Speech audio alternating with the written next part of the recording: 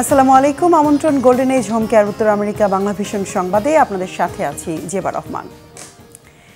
মার্কিন ধনকুবের ও ট্রাম্প প্রশাসনের গুরুত্বপূর্ণ ব্যক্তি ইলন মাস্কের মালিকানাধীন সামাজিক মাধ্যম এক্সে বড় ধরনের সাইবার হামলা হয়েছে। এক পোস্টে বিষয়টি জানিয়েছেন তিনি নিজেই। সোমবার সকালে এশিয়া, ইউরোপ ও উত্তর আমেরিকার বিভিন্ন দেশের ব্যবহারকারীরা এক্স ব্যবহারে বাধার মুখে পড়েন। অনেকেই তাদের আইডিতে ঢুকতে পারছিলেন না। পরে এক পোস্টে ইলন মাস্ক জানান এক্সে বড় ধরনের হামলা হয়েছে। এই দাবির পক্ষে শক্ত কোনো প্রমাণ দেখাননি। গত বছর যুক্তরাষ্ট্রের প্রেসিডেন্ট নির্বাচনের আগে ডোনাল্ড ট্রাম্পের সাক্ষাৎকার নেওয়ার সময়ও এক্সে এই ধরনের সমস্যা দেখা দিয়েছিল। সমস্যাটির স্থায়িত্ব দেখে সংশ্লিষ্ট বিশেষজ্ঞরাও একে সাইবার হামলা বলে ধারণা করছেন। ইসরায়েলের বর্বরতা থামানোর দাবিতে বিক্ষোভ কর্মসূচিতে অংশ নেয় গ্রেফতার হওয়া ফিলিস্তিনি শিক্ষার্থী মাহমুদ খলিলকে যুক্তরাষ্ট্র থেকে তাড়ানোর প্রক্রিয়ায় অবশেষে হস্তক্ষেপ করেছে মার্কিন আদালত। এ বিষয়ে শুনানির দিন ঠিক করে তাকে লুইজিয়ানায় অভিবাসন প্রত্যাশীদের বিশেষ বন্দিশালায় রাখার নির্দেশ দেওয়া হয়েছে। 12 মার্চ শুনানির মাধ্যমে শুরু হওয়া বিচার কার্যক্রম শেষ না হওয়া পর্যন্ত আপাতত তাকে সেখানেই রাখার সিদ্ধান্ত হয়েছে। খলিলকে গ্রেফতার করায় হোমল্যান্ড সিকিউরিটি বিভাগের উচ্ছ্বসিত প্রশংসা করে সামাজিক মাধ্যমে প্রতিক্রিয়া দিয়েছেন মার্কিন প্রেসিডেন্ট ডোনাল্ড ট্রাম্প।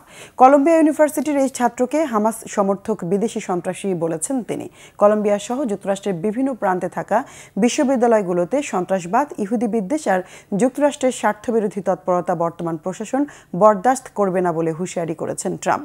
খলিলের মুক্তির দাবিতে নিউ ইয়র্ক সহ বিভিন্ন শহরে বিক্ষোভ কর্মসূচি জারি রেখেছেন শিক্ষার্থীরা। 2024 সালে গ্রিন কার্ড পাওয়া খলিলের অন্তঃসত্ত্বা স্ত্রীও মার্কিন নাগরিক। ট্রাম্প ক্ষমতায় আসার পর ইসরায়েল বিরোধীদের দমন অভিযানের আওতায় খলিলকে আটক করা হয়েছে বলে দাবি করেছেন তার আইনজীবী। কানাডার নতুন প্রধানমন্ত্রী নির্বাচিত হয়েছেন মার্ক কার্নি। স্থানীয় সময় রবিবার তার নাম ঘোষণা করেন লিবারেল পার্টির প্রেসিডেন্ট সচিত মেহরা। আগামী কয়েকদিনের মধ্যে বিদায়ী প্রধানমন্ত্রী জাস্টিন ট্রুডোর স্থলাভিষিক্ত হিসেবে শপথ নেবেন মার্ক কার্নি।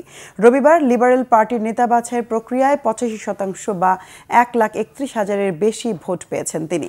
নিকটতম প্রতিদ্বন্দ্বী ক্রিস্টিনা ফ্রিল্যান্ড পেয়েছেন 11,134 ভোট। উদ্বোধনী বক্তব্যে মার্কিন প্রেসিডেন্ট ডোনাল্ড ট্রাম্পের শুল্ক আরোপের বিষয়টি উল্লেখ করে মার্ক বলেন, কানাডার সামনে অন্ধকার দিন অপেক্ষা করছে। সবাইকে সতর্ক থাকার পাশাপাশি শক্তিশালী কানাডা উপহার দেওয়ার প্রত্যয় ব্যক্ত করেছেন কার্নি। তিনি ব্যাংক অফ কানাডার গভর্নর ছিলেন, নেতৃত্ব দিয়েছেন ব্যাংক অফ ইংল্যান্ডেরও।